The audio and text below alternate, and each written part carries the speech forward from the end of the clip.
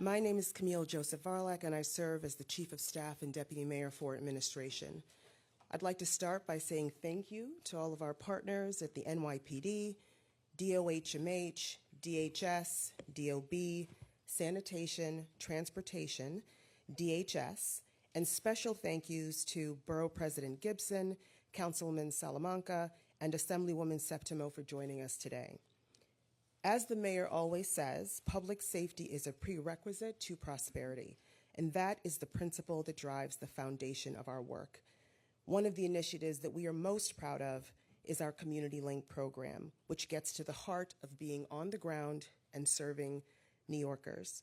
This administration is proud to lead with comprehensive, community-driven solutions to directly address the chronic quality of life challenges and ensure that no neighborhood is overlooked or underserved.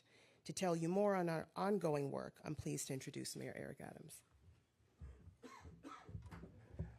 Thank you so much, Camille, and really all of you who are here, particularly our elected officials. This has been an issue that has been raised over and over again.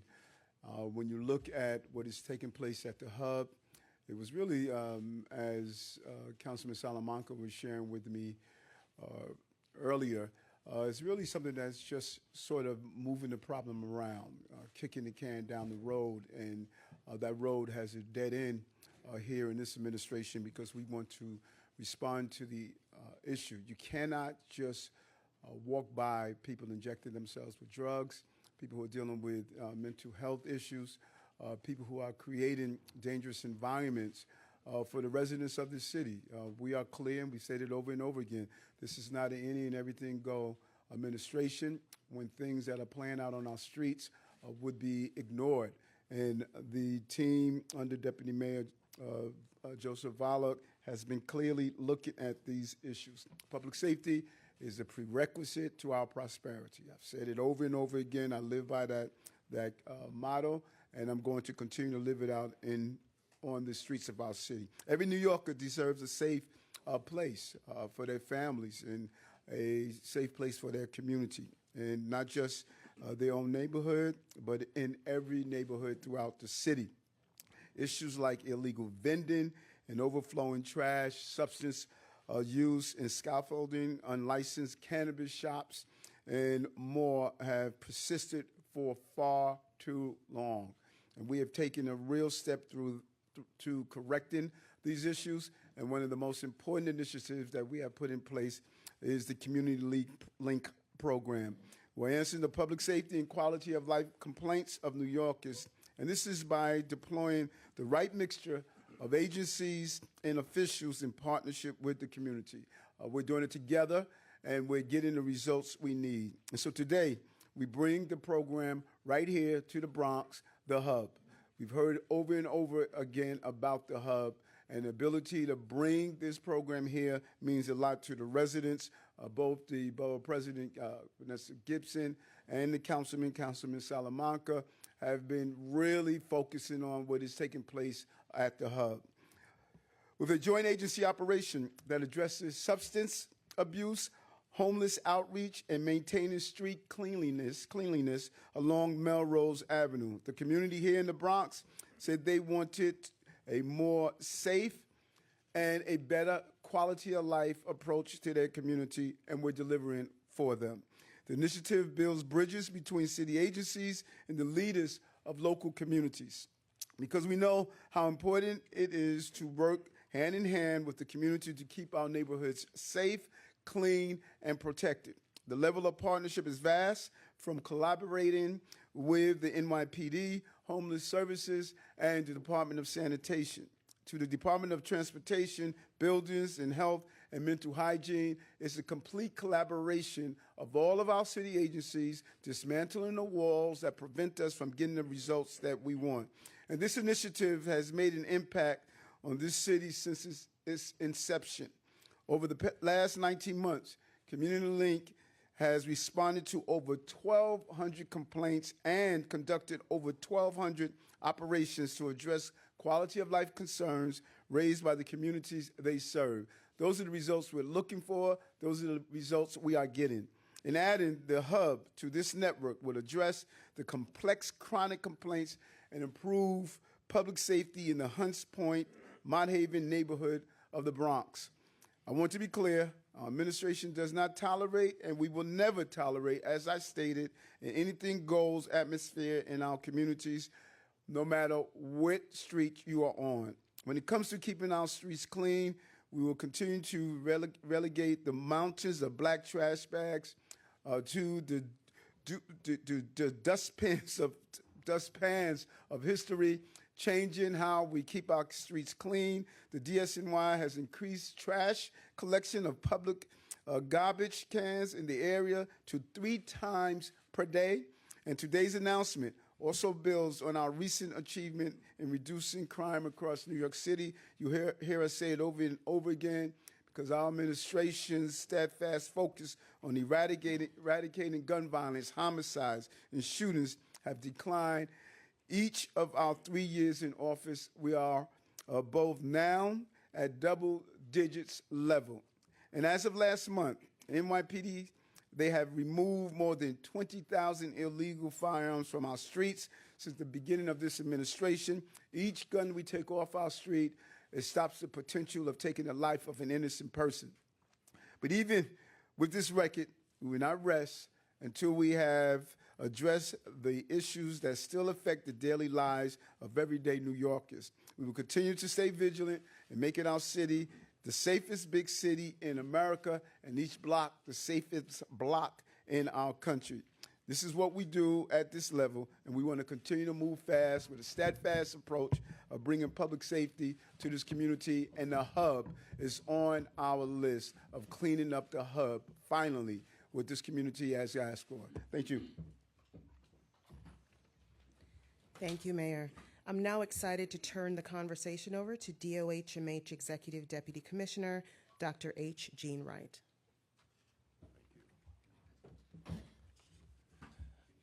Thank you, Mayor Adams. Thank you. We are here today because the crisis we see before us is the result of decades of disparities in care, in resources, and often in attention. Even as we start to see the slight declines in overdose deaths, the reality is that the Bronx continues to bear a disproportionately high burden. At the Health Department, we are immensely proud to work with the dedicated community-based organizations here in the neighborhood. Their teams are out every day to engage with New Yorkers who gather in and around the hub. They are the front line, ensuring our neighbors who are using drugs know that resources are available and helping connect them to care. Sometimes that's treatment or referral to supportive housing. Other times it's administering or distributing naloxone, bandaging a wound, or simply bringing them into their spaces for a warm cup of coffee and somewhere comfortable to warm up. Health Department teams distributed 43,000 naloxone kits in the Bronx last year and collected more than 187,000 syringes through outreach and syringe litter teams. We will continue our efforts to keep people alive and support New Yorkers who use drugs in their journey to recovery, whatever their path may be. We also know housing is essential to health.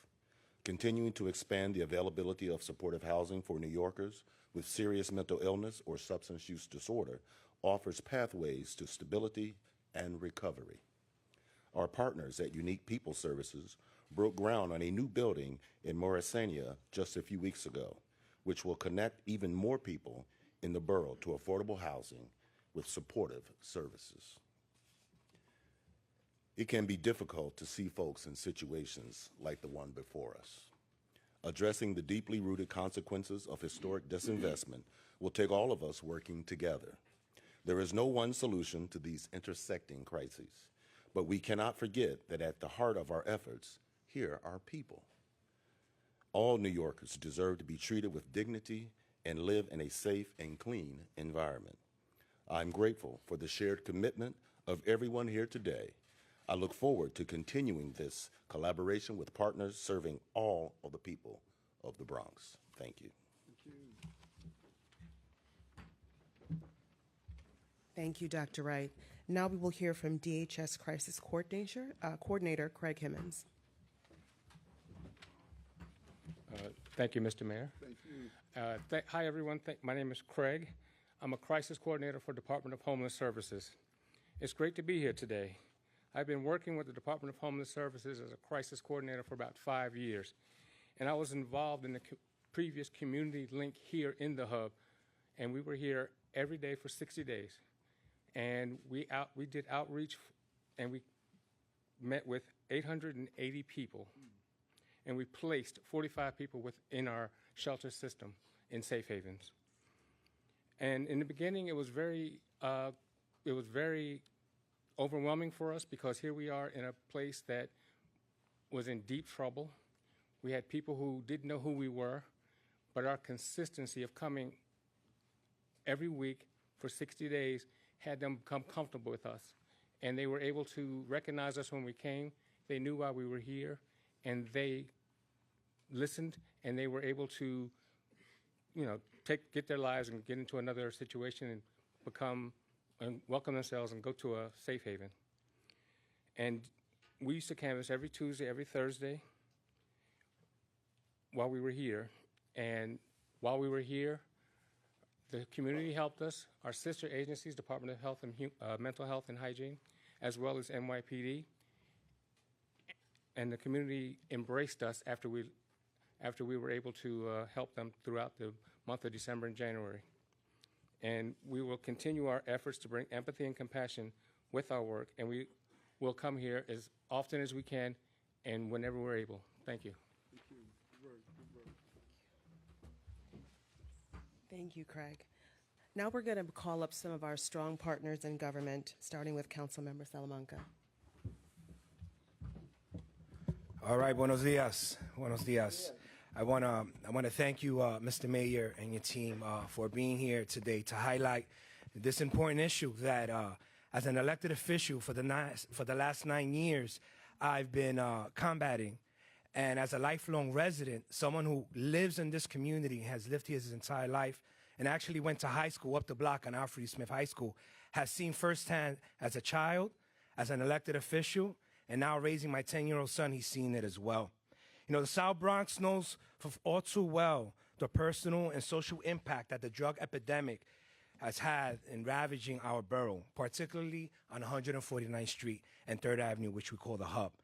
Born and raised in the Bronx, I have seen firsthand how addiction has torn families apart, ending the promising futures of so many in the process. As a Bronxite, the gravity of this pandemic is something that is baked into my conscience. Of the thousands of New Yorkers who tragically pass away from overdose annually, Bronx residents too have the highest rates of overdose death, 78 per every 100,000 New Yorkers. Overdose deaths remains higher among Blacks and Latinos New Yorkers. In Hunts Point and Mount Haven, residents, both areas that I represent, such as Assemblywoman Amanda Septimo and District Leader Freddie Perez, we've seen that we've had the highest rates of overdose year after year.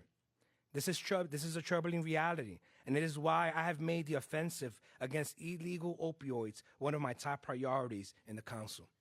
In 2008, I helped create what's called the Opioid Collective, along with Acacia Network and the 3rd Avenue bid, in which in the last 6 years, I've brought in over $6 million to bring key stakeholders together with the goal of preventing opioid-related fatalities in our communities. And to date, I can tell you some of the work and some of the achievements that we've done with the $6 million that I've been able to allocate here. This year alone, we've from July to January, we've picked up over 50,000 syringes. We've done over 760 referrals to substance abuse programs or to primary cares. We've given out 1,800 fentanyl kits. We've given out 379 Narcan trainings, 880 sandwiches, and we created what's called a peer-on-peer programs, where former users are out on the street on 149th Street talking to the current users to see how we can get them off the streets. And about 2 years ago, Mr. Mayor and I, we opened up what's called a safe haven directly across the street from Lincoln Hospital because we had an issue where individuals who were users were actually sleeping in the Lincoln Hospital waiting room. And so we figured, why not allow them, give them a safe space where they can have a bed, they can have a meal, see a social worker, get a shower, and see how we can address their wounds. But the reality is that there is an oversaturation of non-for-profits providing services here on 149th Street and 3rd Avenue. When you have over 20 non-for-profits providing services in one particular area, where they're providing methadone, substance abuse, giving you needles, a needle exchange program, and you have illegal drug dealing, you have exactly what you have on 149th Street and 3rd Avenue. And I am working with Assemblywoman Amanda Septimo, because it is the state that gives these types of licenses. What we need is fair share. I have over 60 homeless shelters in my district alone. You know, and when we're talking about fair share, all parts of the borough and all parts of the city need to do their fair share.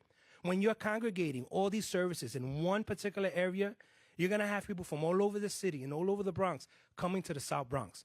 And let me be clear, not everyone who's getting services on 149th Street and 3rd Avenue is from the South Bronx. They're from all parts of the city and from all parts of the borough. And so while I thank you, Mr. Mayor, on putting together this community link, because you've heard our cries. I brought out then Sanitation Commissioner Jessica Tisch, who's now the police commissioner. I brought out Jamani Williams back in October, the public advocate. And just this January, I did a walkthrough with your deputy mayor of health so that they can actually see and feel what's happening with this open drug market that's happening on 149th Street and 3rd Avenue. So I welcome the resources that you're giving us here with this community link, and just know that you will have a partner in continuing to advocate and help our most vulnerable here in this area. Thank you. Thank you very much, Council Member. I'd now like to call up Assemblywoman Septimo. I will be brief because so many wonderful things have already been said about this initiative. We in the South Bronx understand that we are a community that has been historically underserved and historically underinvested in. And this is a program that is finally being responsive to the needs of community and putting resources where they need to go. But as my colleague in government, Councilmember Salamanca, just said, the issues here are structural. This is critical service delivery that happens in this area. We know that folks who are struggling with substance abuse issues need support. We also know that those people exist in every single corner of this city and of this state. But for some reason, these services are always opening in communities like the South Bronx. That is something that we have to get to the heart of, or we will never effectively solve this issue. We will continue to stay in the rat race, trying to outrun the problems that we're creating with policies that are inequitable at their core. And so I want to thank the city for its leadership and listening to the folks on the ground, but I look forward to structural remedies that will finally get us out of this nightmare. Y brevemente en español, porque estamos en resistencia. Yo me llamo Amanda Séptimo, yo soy la asambleísta aquí de esta área. Yo estoy muy agradecida a la ciudad porque está poniendo estos recursos a nuestra comunidad y por fin le está dando una voz a los problemas que existen en esta comunidad, pero este problema no se va a erradicar solamente con estos recursos. Nosotros sabemos que estos programas son muy importantes porque la gente que están sufriendo con uso de drogas necesitan el apoyo, son servicios críticos. Pero también sabemos que esta gente existe por toda la ciudad y todo el estado. Pero por alguna razón estos programas solamente se abren en comunidades como el Bronx. Eso es el problema aquí, que nosotros tenemos bastantes programas que están ofreciendo estos servicios y esto está creando este problema. Entonces, hasta que nosotros enfrentamos ese hecho, no vamos a poder salvar esta área de este problema y librar nuestro vecino de esta realidad. Entonces, le quiero dar las gracias a la ciudad por su liderazgo, por poner estos recursos en esta comunidad que lo necesita y espero que vamos a seguir adelante en este tema. Gracias. Thank you. And finally, but certainly not least, I'd like to bring up the Bronx Borough President, who I think in one of our last two conversations, she has been one of the loudest voices to make sure that the Bronx is not forgotten. And so I'd like to invite you up, Borough President. Thank you, Deputy Mayor. Good afternoon, everyone. Thank you so much for being here for such an important announcement. Let me acknowledge Mayor Eric Adams, our Deputy Mayor, City Hall executives, all of our partner agencies from the Department of Health, Department of Homeless Services, NYPD, Department of Transportation, Department of Buildings, and Department of Sanitation, and everyone for this collective, multi-agency, multi-layered approach to addressing what I call a state of emergency. Today's announcement of Community Link takes us a step forward in our overall commitment to addressing the systemic issues that we continue to see here in the South Bronx, in the hub, in the Melrose community, but let's be honest, all over parts of our borough. This Community Link initiative recognizes that there are multiple layers to this work: quality of life, sanitation, beautification, activating our open spaces, addressing the saturation of many of our social service programs, making sure that clients that are living with addiction and substance abuse have real holistic approaches to drug treatment and harm reduction programs. For years, the community, the residents, the small businesses have been crying out for attention. And so today we take a bold step forward, but we have to recognize all of the work that has been done over the years to get us to this point. So I want to acknowledge all of my elected officials, from our council member to our assembly member, our senator, our congress member, everyone that's been a part of these conversations for years. Your work is not unrecognized and unnoticed. The Third Avenue bid and the work that Executive Director Pedro Suarez is doing, transforming lives every day in the streets, on the ground. Former staff member, now Executive Director at Southern Boulevard bid, Jay Medina. Together, Pedro and Jay have literally saved dozens of lives with naloxone kits. Overdose death preventions, because every death we face is a death that is preventable. And I will not accept that here in the South Bronx, nowhere in our borough. 813 Bronx residents lost their lives in 2023 due to an opioid-related overdose death. That is a call to action, a call to attention, and frankly, it's a state of emergency. My hope is that we will not only recognize the partners on the ground, from the Third Avenue bid to Community Board 1, to all of our leaders and all of our service providers that are doing this work to stabilize clients, to give them pathways to healing and recovery, and most importantly, to save lives. We will not allow our clients, our people, our individuals to die on our streets and stand by and do nothing. So my hope is that Community Link, coupled with many other efforts, we also launched Recovering Together, dealing with the opioid crisis right here in the Bronx, many parts of our neighborhoods, focusing on what I call informing, intervening, and investing. Invest in our communities, the programs we need. Focus on the quality of life, support the small businesses and the merchants that work in this corridor, the bid, the hub, one of the largest transit-rich commercial corridors in the Bronx and the city of New York. Thousands of pedestrians, cyclists, bike riders, commuters, everyone that comes to the hub each and every day. They deserve this and much more. And so I recognize the leadership of our mayor and understand that this is long overdue, but very necessary. Mr. Mayor, you have our commitment. We will not allow this crisis to continue. That is why I've been working with our Assemblywoman. $6 million we're investing to build out the Lincoln Recovery Center and Bridge Clinic so that we can centralize and streamline existing scatter programs in the South Bronx at Lincoln Hospital, working with Cristina Contreras and the Lincoln Hospital team. We cannot lose sight of the importance of this work. It is impactful. It makes a difference. It gives individuals hope when they feel hopeless. It lifts them up when they feel like drowning in their own addictions and trauma. And so I just want everyone to understand this interagency coordination is important. We do not do this work in a silo. We need all hands on deck. every single agency, every single stakeholder, every person that has a role in this area. We need you to understand that we are better when we work together.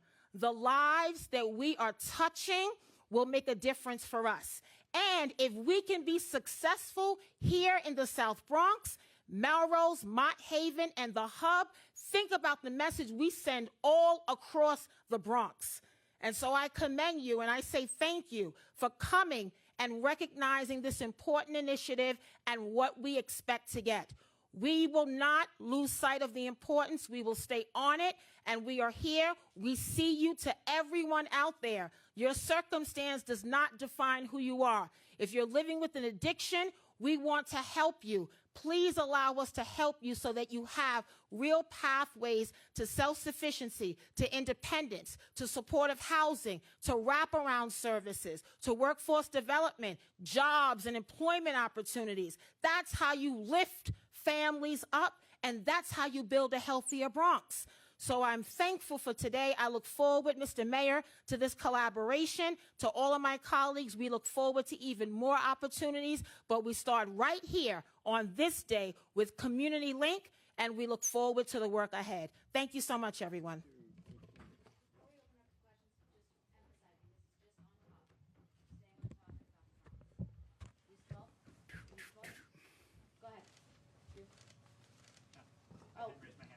I was talking to him. Who are you with?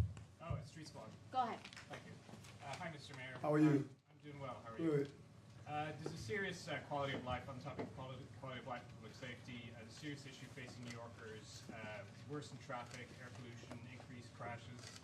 These things are all things that could happen if Donald Trump yanks congestion pricing. You said it's a state's issue, but hopefully has to make clear that the city's commuters are now, quote, roadkill on Donald Trump's revenge tour against New York. So where are you on this, and will you stand up to New Yorkers, for New Yorkers, quality of life that's under threat by ending congestion pricing? Talking about the Hub. Sorry, just to be clear, again, if we do this one more time, we're just going to end the press conference. Any questions about the Bronx and the Community Link? Henry, go ahead. Well, Mayor, we're talking about a big multi-agency initiative and an important one. Yes. Are you concerned about any limits to your power would stop you from running the city like this? Thank you. It's ridiculous. Nothing about the Bronx. Thank you, guys. We're going to be announcing this afternoon sanctions on your administration.